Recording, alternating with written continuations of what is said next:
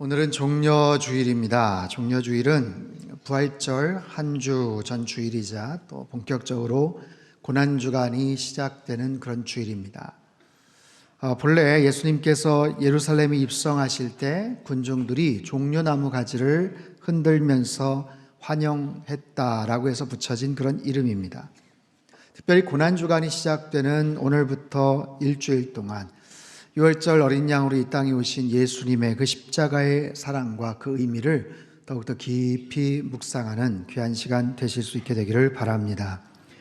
3년의 공생의 기간을 마치신 예수님께서 이제 십자가를 지시기 위해서 예루살렘에 들어가십니다. 그동안은 메시아 되심을 더러 숨기기도 하셨지만 이제는 당신 자신이 유대인의 왕이요 온 인류의 그런 메시아임을 드러내며 많은 사람들이 환호를 받으며 예루살렘으로 입성을 하시죠. 사람들이 앞서거니 뒤서거니 따르면서 호산나 호산나 다윗의 자손이여 우리를 구원하소서, 가장 높은 곳에서 호산나 호산나, 그렇게 찬양을 하며 예수님을 뒤따르는 그런 모습. 자, 이 종려주일 예수님께서 예루살렘에 입성하시는 이 장면에 담겨있는 아주 중요한 그런 영적인 은혜들을 함께 나누기를 원합니다. 그 현장에 어떤 일들이 있었는가? 자, 첫 번째는 어린 새끼 나귀가 있었습니다. 1절과 2절 말씀을 우리 같이 한번 읽겠습니다. 시작. 그들이 예루살렘에 가까이 와서 감람산 벳바게와 베다니에 이르렀을 때에 예수께서 제자 중 둘을 보내시며 이르시되 너희는 맞은편 마을로 가라.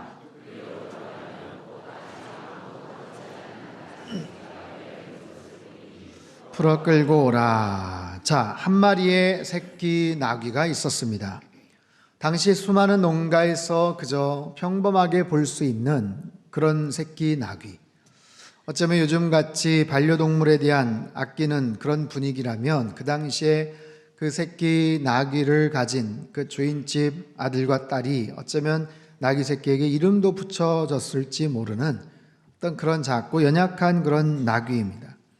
어느 마을 어느 집 앞에 묶여 있었던 나귀인지는 모르지만 그 한 마리의 새끼 나귀가 예수님께서 예루살렘을 입성하실 때 아주 중요한 도구로 사용이 됩니다. 아무도 타보지 않은 나귀. 자, 원어 성경은 그대로 말 그대로 어떤 목적으로든 결코 누구도 그 위에 앉아보지 않은 그런 의미예요. 지금까지 멍에를 매지 않은, 지금까지 어떤 특별한 일을 하지 않은, 세속적 일에 사용된 적이 없는 바로 그런 새끼 나귀. 그런데 예수님께서 왜 하필 그 나귀, 새끼 나귀를 타셨을까요? 두 가지의 목적 때문에 그렇습니다. 첫 번째는 구약의 예언의 말씀을 이루기 위함이죠. 스가랴서 9장 9절 말씀을 우리 같이 한번 읽어보도록 하겠습니다. 시작. 시온에 따라 크게 기뻐할지어다. 따라 즐거이 부를지어다. 보라, 내 왕이 내게 임하시나니 그는 공의로우시며 구원을 베푸시며 겸손하여서 나귀를 타시나니 나귀의 작은 것 곧 나귀 새끼니라.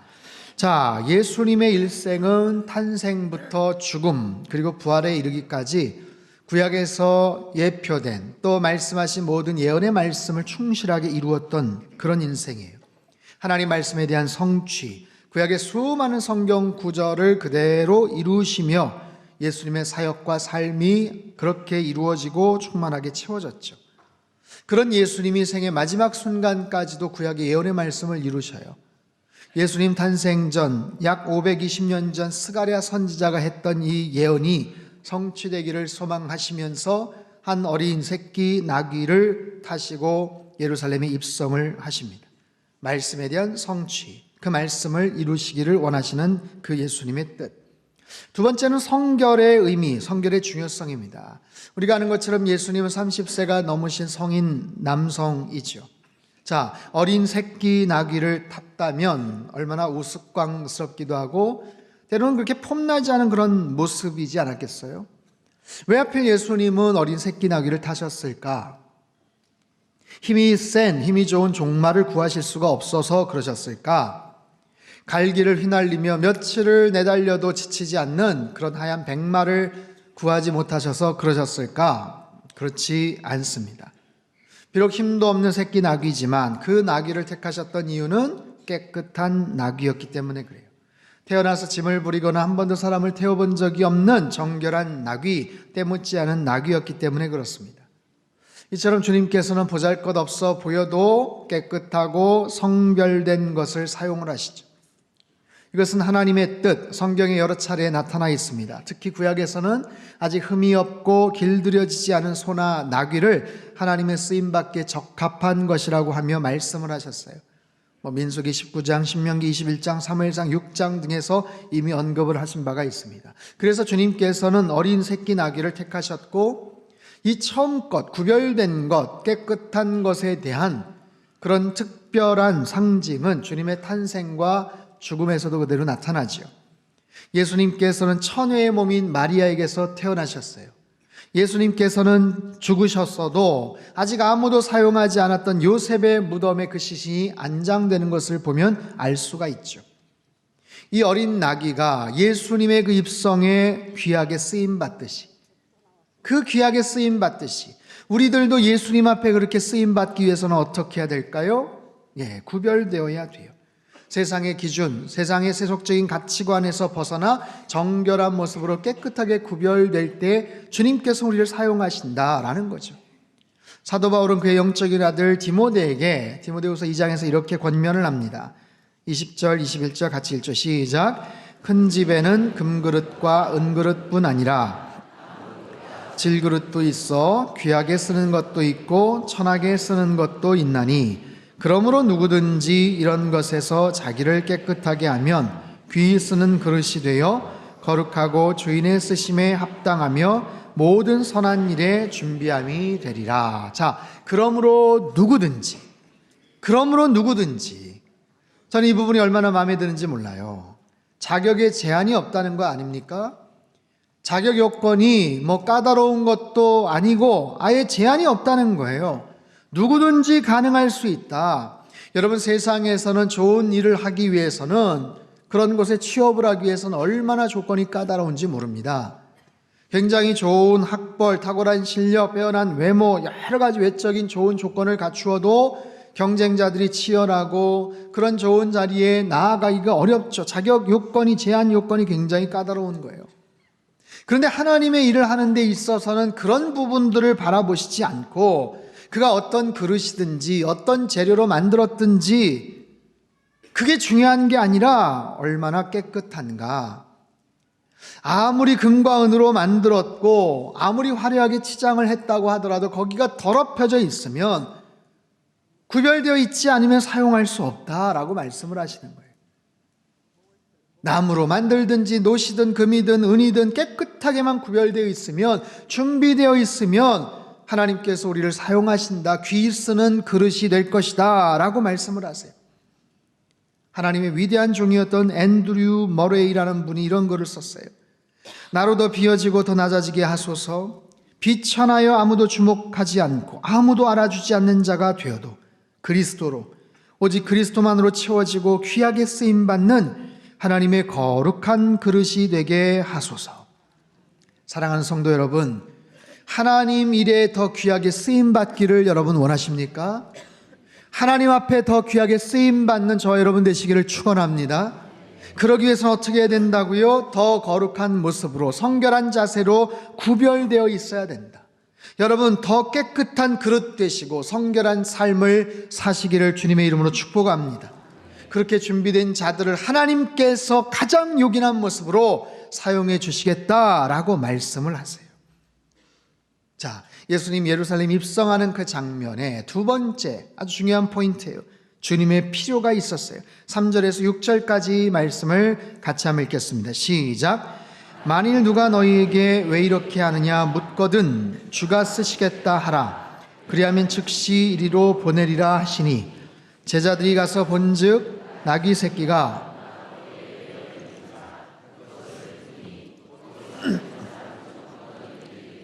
나귀 새끼를 풀어 무엇하려느냐 하매 제자들이 예수께서 이르신 대로 말하는데 이에 허락하는지라. 자, 예수님께서 나귀를 타시고 입성할 때까지 두 부류 사람들의 순종이 있었습니다. 첫째는 제자들의 순종이에요. 예수님께서 제자들에게 명하셔요. 야, 마을에 들어가면 묶여있는 새끼 나귀가 하나 있어. 그거 가지고 풀어와. 만약에 누군가 물으면 주가 쓰시겠다고 그냥 얘기해라. 여러분, 이 장면 한번 가만히 한번 생각해 보세요. 우리가 누군가에게 뭔가를 부탁을 하거나 누군가에게 심부름을 시킬 때 어떻게 합니까? 저기 마트에 가서 뭐 좀 사다 주실래요? 여기 돈 있습니다. 아, 교회 오실 때 그 앞에 김밥집 들러서 김밥 좀 갖다 주세요. 제가 돈을 지불했어요. 아, 그리고 제가 전화를 단골이라 나중에 드린다고 전화했거든요. 오실 때 좀 그것 좀 갖다 주세요. 뭐 이러면 친한 사람들끼리 서로 그런 부탁을 주고받을 수도 있겠죠. 그런데 본문에서 주님께서 제자들에게 뭐라고 말씀을 하세요? 가서 묶인 새끼 나귀를 풀어와라. 만약에 주인이 물어보면 주가 쓰시겠다고 그냥 전해라. 여러분, 이 명령은 절대로 쉬운 명령이 아닙니다. 여러분 같으면 어떻게 반응을 하시겠어요? 예수님께서 이렇게 말씀하실 때 여러분은 뭐라고 말씀을 하시겠어요? 예, 주님, 가겠습니다 하고 그냥 곧바로 가시겠어요? 여러분, 벌건 대낮에 남의 집 앞에 묶여있는 새끼나귀 풀어온다는 것 절대로 쉬운 것 아니에요. 거기에 상응하는 돈을 갖다 주면서 그 잠깐 빌리겠습니다. 얼마면 되겠어요? 그것도 아니고, 여러분, 주인에게는 틀림없이 도둑놈 취급받을 수 있죠. 아끼고 있는 그 어린 새끼나귀를 웬 젊은 남자들이 풀어가는 모습을 보며 주인이 얼마나 어이없어 하겠습니까? 당신들 뭐야 지금 뭐 하는 거야 지금? 아, 이거요, 우리 예수님이 좀 쓰시겠답니다.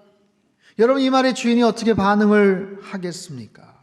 여러 가지를 생각해 본다면 쉽게 순종하기 어려운 명령이에요. 그런데 본문을 보면 제자들은 그냥 예수님 말씀대로 순종을 했어요. 자신의 생각을 내세우거나 무슨 토를 달지 않고 그냥 순종했다는 거예요. 제자들의 순종과 동시에 두 번째로 나귀 주인의 순종이죠. 자, 그 주인이 예수님을 알고 있었을까요? 아니면 예수님께서 오시는 길에 먼저 그 주인한테 뭔가 귀띔을 해두셨을까요? 그건 모르겠어요. 근데 어떻게 해서 제자들에게 순수히 새끼 나귀를 풀어줬는지는 알 수 없지만 분명한 사실은 제자들의 그 말에 그냥 풀어줬다는 거예요. 어린 새끼 나귀, 쓸모없는 나귀가 아닙니다.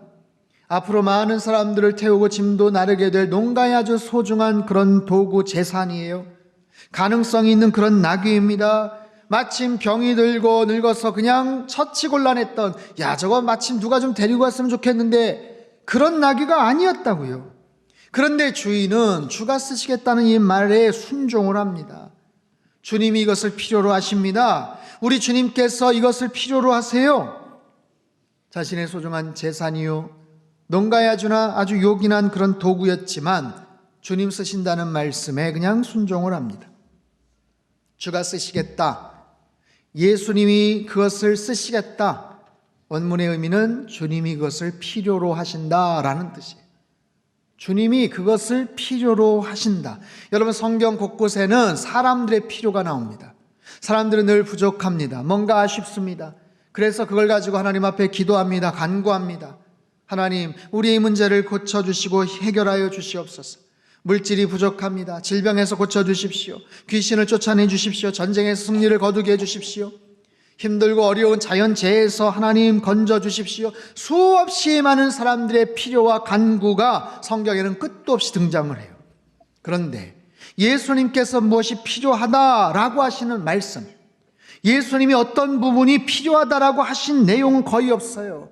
실제로 주가 쓰시겠다, 이 말은 주님께서 무엇이 필요하다고 하신 성경의 유일한 그런 구절입니다.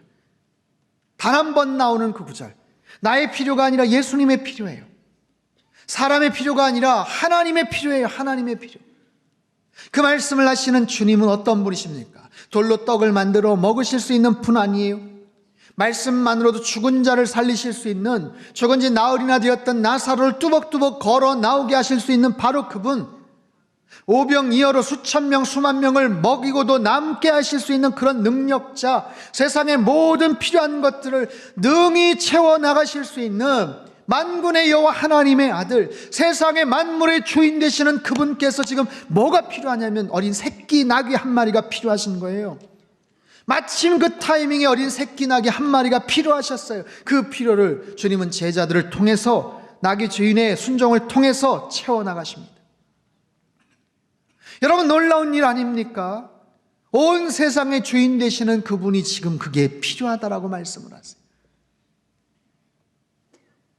이 주님의 필요는 2000년 전 예루살렘 지역에서만 있었던 게 아니에요. 오늘 우리들의 삶의 현장에서도 어쩌면 주님께서는 당신의 필요를, 그 긴급하고 중요한 필요를 어쩌면 저와 여러분을 통해서 채우기를 원하실지 몰라요. 얼마 안 되는 물질이지만, 보잘것없는 정성이지만 그것을 통해서 때로는 주님의 가장 절실한 필요가 채워질 수 있다는 것을 여러분 아십니까? 그럴 수도 있다는 것을 여러분 아세요? 모든 걸 다 갖고 계신 분이 이게 뭐가 필요하겠어? 그렇지 않다니까요. 반대로 가장 절실한 예수님의 그 필요가 나의 그릇된 판단과 내 쓸 것도 없는데 라고 생각을 해서 주님의 필요를 무시해버릴 수도 있다는 사실. 여러분, 만약에 제자들이, 나귀 주인이 정말 우리가 생각하는 것처럼 합리적으로 상식적으로 생각을 해서 이렇게 이야기를 했다고 칩시다. 예수님, 그 나귀는 어려서 타기 힘듭니다. 그리고 주인이 틀림없이 거절할 거예요. 무슨 말씀이세요? 말도 안 돼요. 말도 안 돼. 돈이 있으면 어떻게 가서 구해오든지 그랬다면, 또한 그 나귀 주인이 당신들 지금 뭐 하는 거야 지금? 뭔 소리 하는 거야 지금? 이 나귀 절대로 가져갈 수 없어. 정신 있는 거야 없는 거야? 그랬다면 성경에 유일했던 그 주님의 필요는 사정없이 묵살당하고 말았을 거예요. 주님의 필요, 주가 쓰시겠다, 예수님이 필요로 하신다. 여러분, 우리가 살아가면서 이런 기회가 과연 한 번이라도 있을까요? 예수님이 어떤 상황에서 사랑하는 아들아, 사랑하는 딸아, 내가 다른 건 모르겠는데 어쩌면 처음이자 마지막일 수도 있는데 나 지금 그거 필요한 것 같아, 나 아니면 못 구하실까요? 그거 아니면 예수님이, 하나님 그 일을 못 하실까요?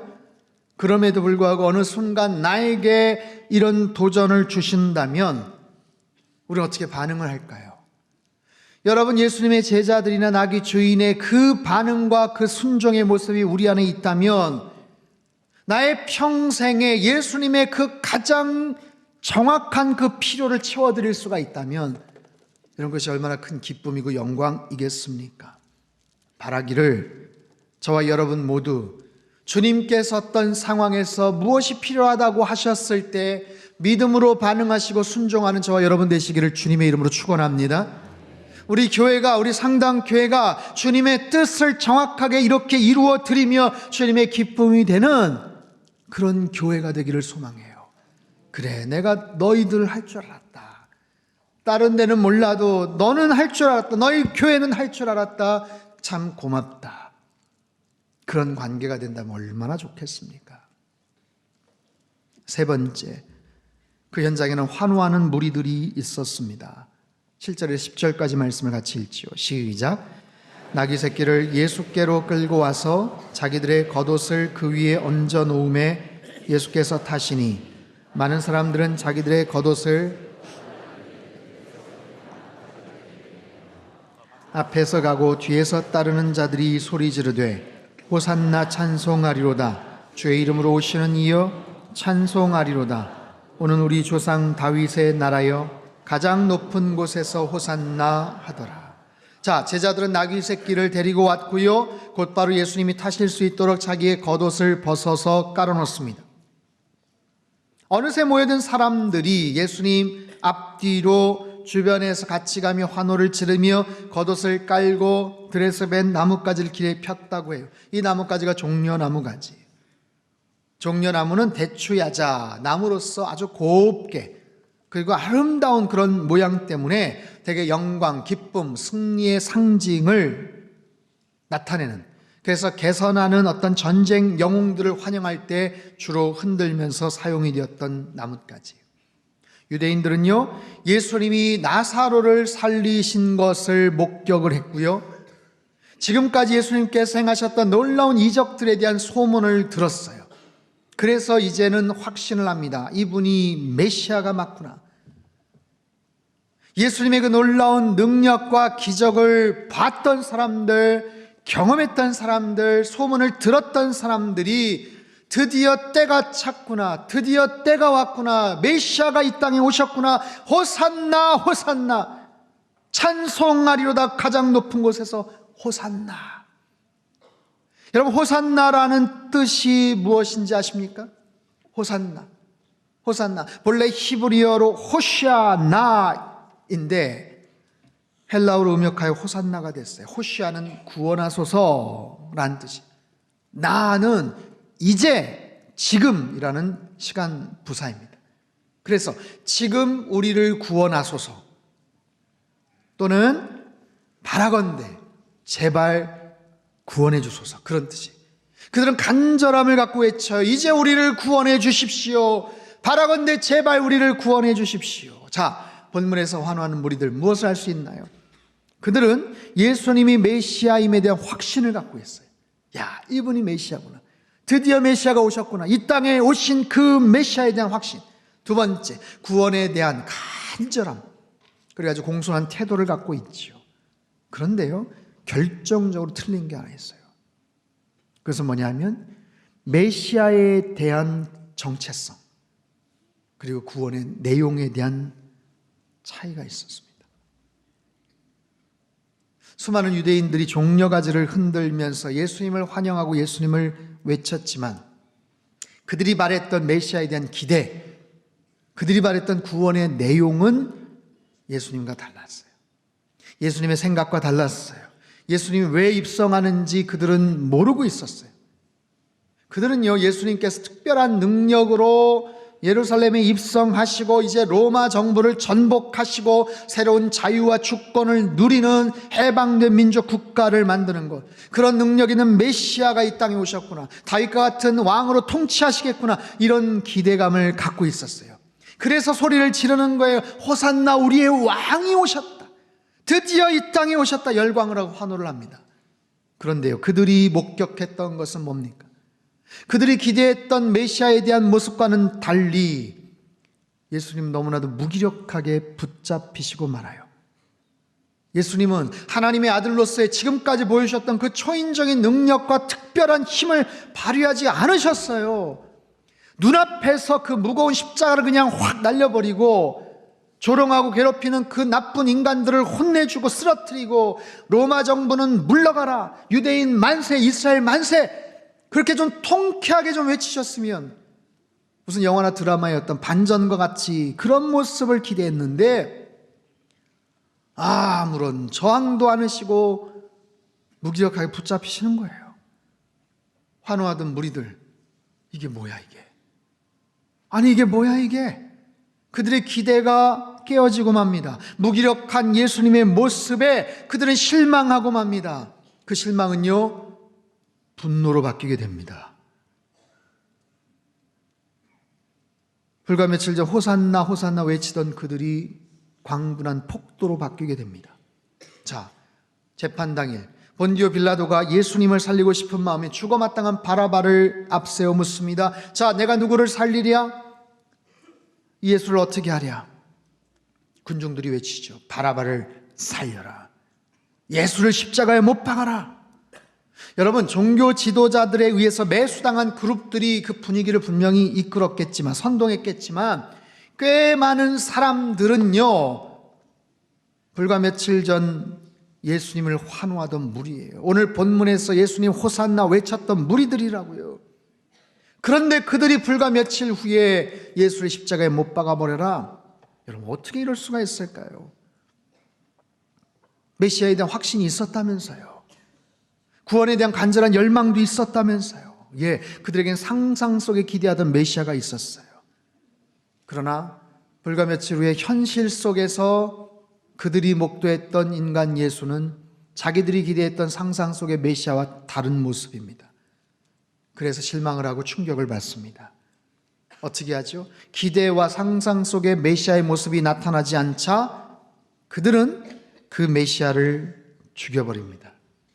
현실 속에 나타난 그 메시아가 왜 무력하실까? 왜 가만히 계실까? 왜 침묵하실까? 이유가 뭘까? 아니, 왜 예수님이 그냥 저러고 마실까? 저렇지 않을 텐데, 그런 질문조차도 던지지 않고 그런 자신들의 기대와 역할을 제대로 하지 못하는 메시아는 필요 없다며 죽여버리고 말아요. 호산나 우리를 구원하소서 외쳤던 같은 목소리로 저 인간을 십자가에 못 박아버려라. 그게 그들의 모습이고 어쩌면 오늘 우리들의 모습이기도 합니다. 사랑하는 성도 여러분, 종료주의를 맞이하고 이제 고난주간을 이제 보낼 텐데 우린 이 부분을 마음속에 잘 새겨야 돼요. 내가 기대하는 메시아는 어떤 분인가? 여러분 마음속에 기대하고 소망하는 메시아는 어떤 분이셔요? 내가 사랑하고 내가 예배한다는 그 예수님은 어떤 분이세요? 무엇을 기대하고 계십니까?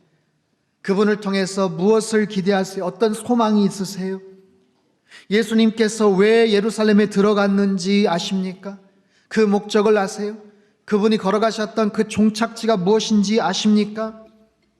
여러분 마가복음 전체 내용의 3분의 1을 고난주간의 일주일을 묘사하는 데 사용을 합니다.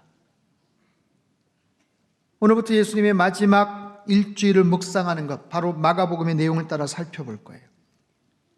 특별히 마가 요한은, 이 마가복음의 저자는 예수님이 걸어가셨던 길에 대해서 특별한 관심을 갖고 초점을 맞춰요. 예수님이 걸어가셨던 길, 마가복음 8장 27절, 예수와 제자들이 빌립보 가이사랴 여러 마을로 나가실새 길에서 제자들에게 물어 이르시되 사람들이 나를 누구라고 하느냐?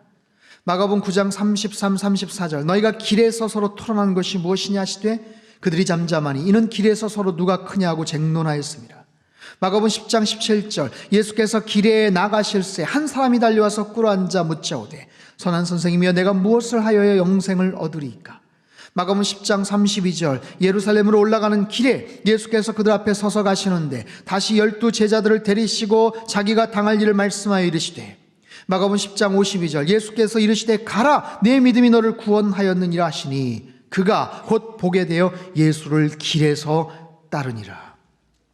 예수님께서는 길에서 제자들에게 질문도 던지시고요, 길에서 한 청년을 만나서 대화도 나누시고요, 길에서 당신이 메시아 됨을 말씀을 하시고요, 길에서 바디메오를 고쳐주시고요.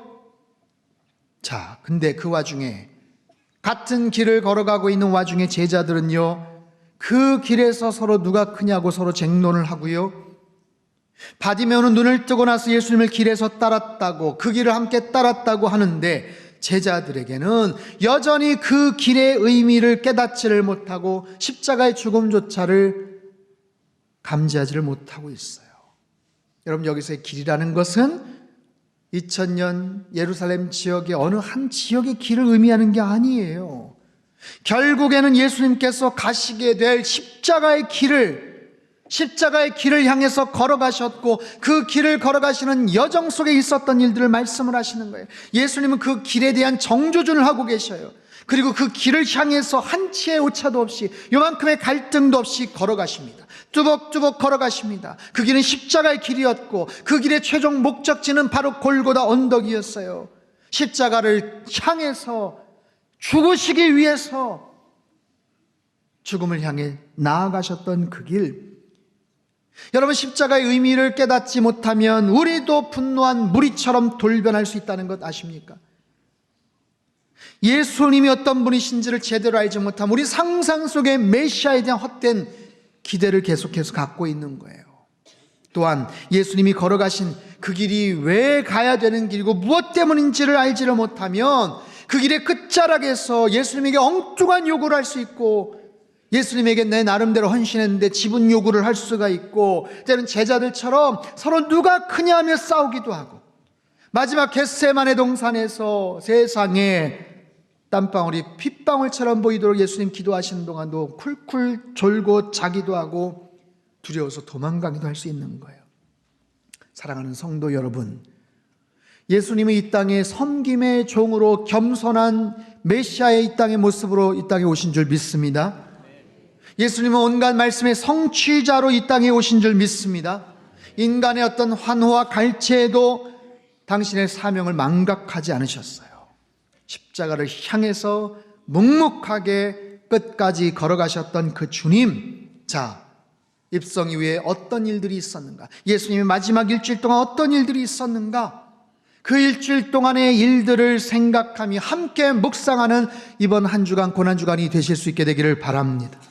나를 위해서, 나 때문에 그 십자가의 길을 걸어가시고 나를 살리시기 위해서 저와 여러분 한 분 한 분의 그 많은 죄와 허물을 덮어주시고 해결하시기 위해서 그 골고다 십자가의 길을 뚜벅뚜벅 걸어가신 그 주님을 생각한다면, 여러분 이번 한 주간 주님을 위해서 나의 시간을 드리고 불편함을 감수하고 주님 앞에 나의 모든 정성과 사랑을 집중해서 나아가는 것, 그게 뭐가 힘들겠어요? 이번 한 주간 주님께서 걸어가신 마지막 십자가의 길, 더 이상 그분 외롭지 않게 그분과 동행하며 끝까지 함께 나아가는 저와 여러분의 삶이 되시기를 주님의 이름으로 축원합니다.